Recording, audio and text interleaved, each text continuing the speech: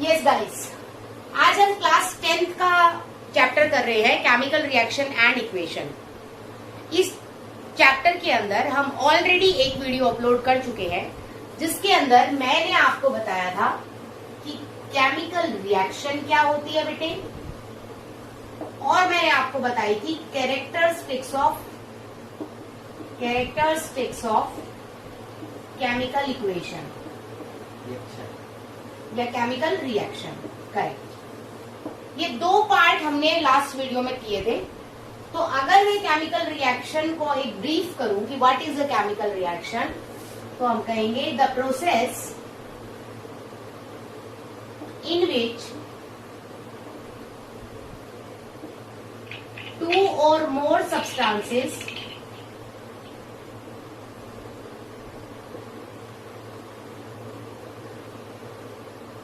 react to form new substance।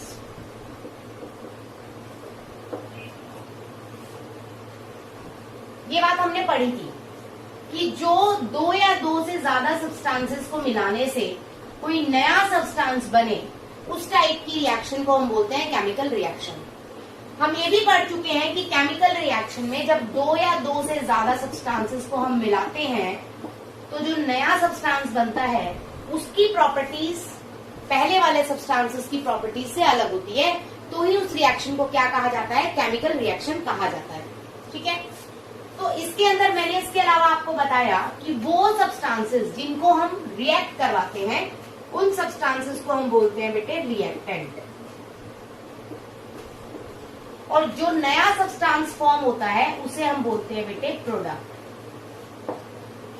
Simple है कि chemical reaction एक ऐसा प्रोसेस होता है बच्चा जिसमें दो या दो से ज्यादा सब्सटेंसेस रिएक्ट करते हैं एक नया सब्सटेंस बनाने के लिए। ये जो नया सब्सटेंस बना है बेटे जी, इसकी जो प्रॉपर्टीज होती हैं वो पहले वाले सब्सटेंस की प्रॉपर्टीज से अलग होती हैं। तो ऐसी रिएक्शन जिसमें दो या दो से ज्यादा सब्सटेंसेस रिएक्ट करते हैं नया सब्सटेंस बनाने के लिए, उस रिएक्शन को हम बोलते हैं केमिकल रिएक्शन। तो इसमें जो सब्सटेंसेस रिएक्ट करेंगे बेटे उनको हम बोलते हैं रिएक्टेंट, और जो सब्सटेंसेस नया बनेगा उसे हम बोलते हैं प्रोडक्ट्स। उसके अलावा हमने पढ़ा कि रिएक्टेंट्स को हमेशा ही लेफ्ट हैंड साइड पे रखा जाएगा बेटे, और प्रोडक्ट को हमेशा ही राइट हैंड साइड पे रखा जाएगा, और दोनों को इज इक्वल के साइन की बजाय हम एक एरो के साइन से डिनोट करते हैं। अगर दो या दो से ज्यादा रिएक्टेंट आपको कहीं नजर आते हैं तो आपको उसके बीच के अंदर एक पॉजिटिव दैट इज प्लस का साइन इंट्रोड्यूस करना होता है, कि बताने के लिए कि इन दो या दो से ज्यादा रिएक्टेंट को आप रिएक्ट करवा रहे हैं। उसके बाद सेकेंड टॉपिक कल हमने डिस्कस किया, that is the characteristics of chemical equation या केमिकल रिएक्शन। तो किसी रिएक्शन की कैरेक्टरिस्टिक्स क्या होंगी? सबसे पहले बेटे हमने किया था चेंज इन स्टेट, या तो कोई चीज सॉलिड से लिक्विड, लिक्विड से गैस, इस तरह से हो रहा होगा, स्टेट में चेंज आ रहा होगा। सेकंड हमने पढ़ा बेटे evolution of a gas. Third हमने पढ़ा बेटे preparation of PPTs that is precipitates. Fourth हमने पढ़ा बेटे चेंज इन टेम्परेचर, और फिफ्थ हमने पढ़ा बेटे चेंज इन कलर। तो लास्ट लेक्चर में हमने दो टॉपिक कवर किए थे कि केमिकल रिएक्शन क्या होती है और ऐसी कौन सी प्रॉपर्टीज है, ऐसी कौन सी कैरेक्टरिस्टिक्स हैं जिनको देखकर हम ये बता सकते हैं कि यहाँ पर कोई भी केमिकल रिएक्शन हुई है। आज हम बात करते हैं what is the meaning of chemical equation. Chemical equation क्या होती है? Let's see a chemical equation.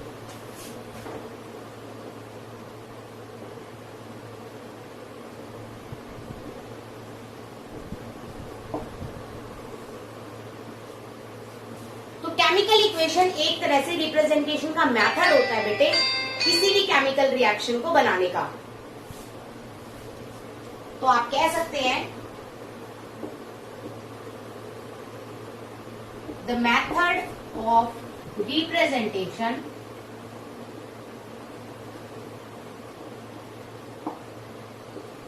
of any chemical reaction with the help of symbols or words. Symbols या वर्ड्स की हेल्प से किसी भी रिएक्शन को क्या करना है बेटे, आपको रिप्रेजेंट करना है।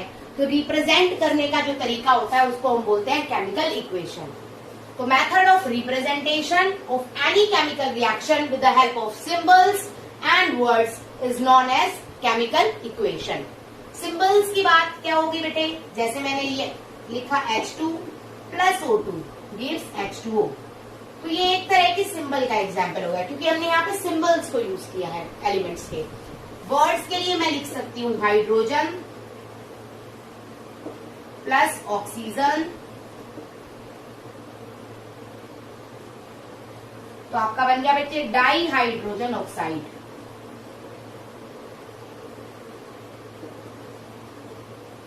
या फिर आप सिंपली लिख सकते हैं वाटर। तो कहने का मतलब ये है बेटे, अगर आप वर्ड्स का इस्तेमाल करते हैं तो उस केस के अंदर आप कह सकते हैं this is a word equation, और अगर आप सिंबल्स का इस्तेमाल करते हैं तो आप बोल सकते हैं सिंबॉलिक इक्वेशन। तो इसी तरह से आपको पता चला कि आपकी केमिकल इक्वेशन 2 टाइप्स की होती है बेटे।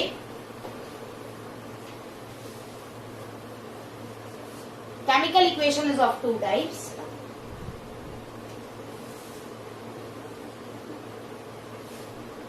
फर्स्ट मैंने लिया बेटे सिंबॉलिक केमिकल इक्वेशन,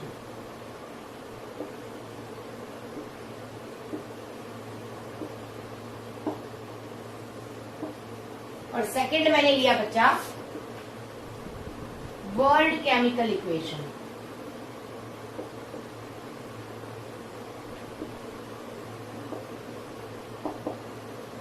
तो नाम ही क्लियर कर रहा है बेटे आपको। अगर आप एलिमेंट्स को, दैट मीन्स एलिमेंट्स को या पूरी रिएक्शन को किसकी हेल्प से, सिंबल्स की हेल्प से रिप्रेजेंट करेंगे तो रिएक्शन कैसी कहलाएगी, सिंबॉलिक केमिकल इक्वेशन। तो आप लिख सकते हैं the representation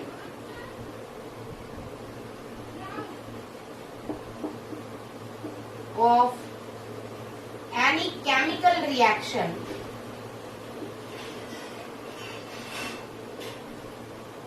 with the help of, किसके बेटा जी, दैट इज इंपॉर्टेंट, सिंबल्स।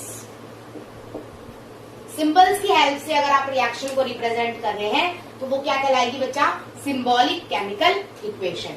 इसी तरह से द रिप्रेजेंटेशन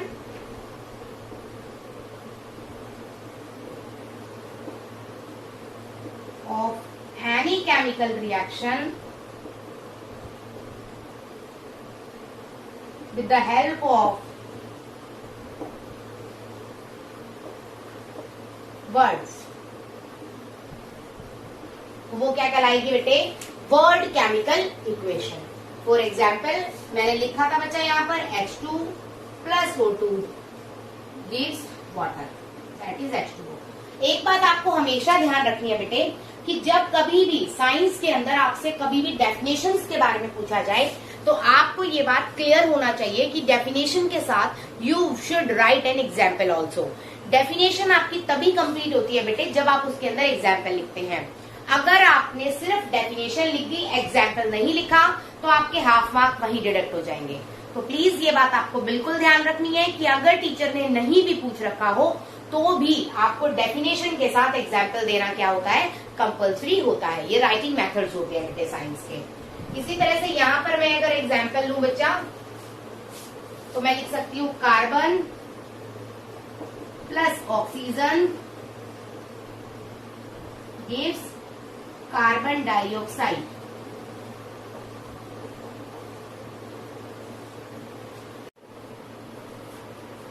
तो हम यहां कर रहे थे बेटे कि carbon plus oxygen gives carbon dioxide.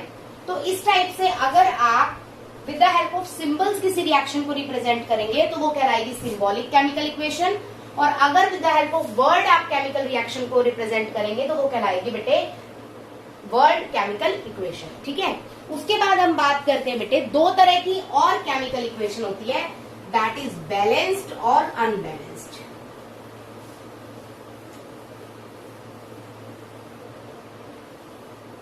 तो नेक्स्ट हम स्टडी कर रहे हैं बेटे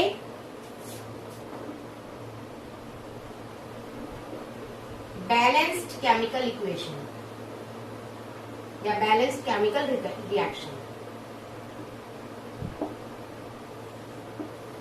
और दूसरा है बच्चा unbalanced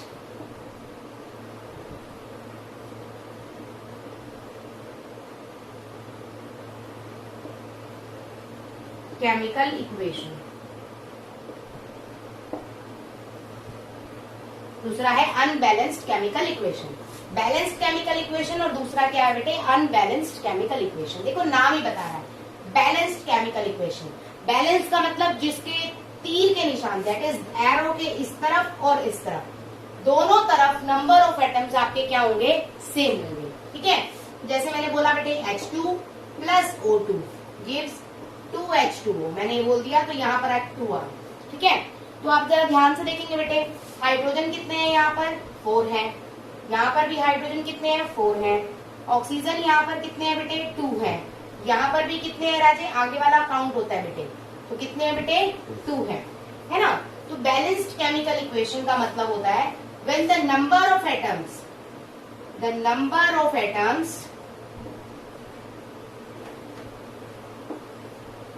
are equal on both side of a reaction।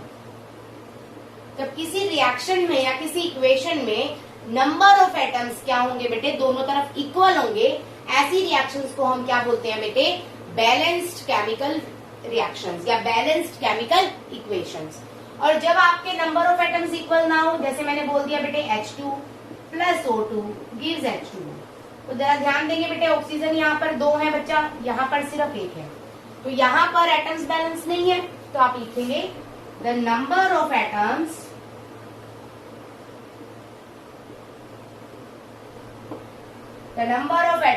Are not equal on both side बेटे। दोनों साइड्स पे अगर नंबर ऑफ एटम्स आपके इक्वल नहीं है तो ऐसी रिएक्शंस को हम क्या बोलते हैं बेटे अनबैलेंस्ड केमिकल रिएक्शंस या अनबैलेंस्ड केमिकल इक्वेशन। तो आज आपने पढ़ा कि केमिकल इक्वेशन क्या होती है, किसी भी केमिकल रिएक्शन को रिप्रेजेंट करने के लिए जो तरीका अपनाया जाता है वो रिप्रेजेंटेशन मेथड आपका क्या कहलाता है केमिकल इक्वेशन। केमिकल इक्वेशन आप जब रिप्रेजेंट करते हैं तो दो तरह की केमिकल इक्वेशन आपके सामने आती है, balanced chemical equation and unbalanced chemical equation. Balanced chemical equations के अंदर नंबर ऑफ एटम्स जो होंगे वो क्या होंगे बेटे इक्वल होंगे। जैसे हाइड्रोजन के 2 2 यहाँ पर कितने होंगे बेटे 4 हो गए, तो यहाँ पर हाइड्रोजन के 2 2 कितने होंगे बेटे 4। यहाँ पर ऑक्सीजन के कितने बेटे आगे 1 है, तो 2 into 1 कितने हो गए 2। यहाँ पर हाइड्रोजन के 2 2 बेटे 4 और ऑक्सीजन के 2 1 2। ठीक है, तो सेम आ रहे हैं बेटे 4 हाइड्रोजन 2 ऑक्सीजन बिल्कुल सेम आ रहे हैं। तो when the number of atoms are equal on both the sides तो वो रिएक्शन क्या होती है बेटे बैलेंस्ड केमिकल इक्वेशन होती है। और यहाँ पर अगर मैं बात करूं तो H2 तो 2 है बेटे एटम, सिर्फ ओनली 2 आर देयर। O2 में भी कितने हैं बेटे 2 है। H2O में हाइड्रोजन कितने हैं 2 है, बट ऑक्सीजन कितना है बेटे 1 है। तो आपको दिख रहा है कि ऑक्सीजन आपका यहाँ पर बैलेंस्ड नहीं है। तो जब number of atoms are not equal on both side of a chemical reaction तो उस टाइप की केमिकल रिएक्शन को या केमिकल इक्वेशन को हम बोलते हैं अनबैलेंस्ड केमिकल इक्वेशन। उसके अलावा हमने 2 टाइप पढ़ी, that is symbolic and word equation. Symbolic equation का मतलब क्या होता है बेटे, सिंबॉलिक इक्वेशन का मतलब है जब आप सिंबल्स को यूज करते हैं टू रिप्रेजेंट एनी एटम्स, किसी भी रिएक्शन को रिप्रेजेंट करने के जब आपने सिंबल्स का इस्तेमाल किया, एलिमेंट्स के सिंबल्स को यूज किया तो रिएक्शन बन गई सिंबॉलिक केमिकल रिएक्शन। और अगर आपने वर्ड यूज किया लाइक हाइड्रोजन को रिप्रेजेंट करने के लिए आपने वर्ड यूज किया HYDROGEN हाइड्रोजन, तो उस टाइप की केमिकल इक्वेशन या केमिकल रिएक्शन बन जाएगी आपकी वर्ड केमिकल इक्वेशन या वर्ड केमिकल रिएक्शन। तो आज का टॉपिक यही खत्म करते हैं बेटे। आज हमने पढ़ा है केमिकल इक्वेशन के बारे में। कल मैं आपको अनबैलेंस्ड केमिकल इक्वेशन को बैलेंस करना सिखाऊंगी। ठीक है, तो कल का लेक्चर भी सोन करेंगे बेटे। कल I will upload another video. अगर आपको कोई भी डाउट है इस वीडियो में तो प्लीज लेट मी नो, मुझे कमेंट बॉक्स में बता दीजिएगा या फिर मेरे नंबर पर आप व्हाट्सएप भी कर सकते हैं।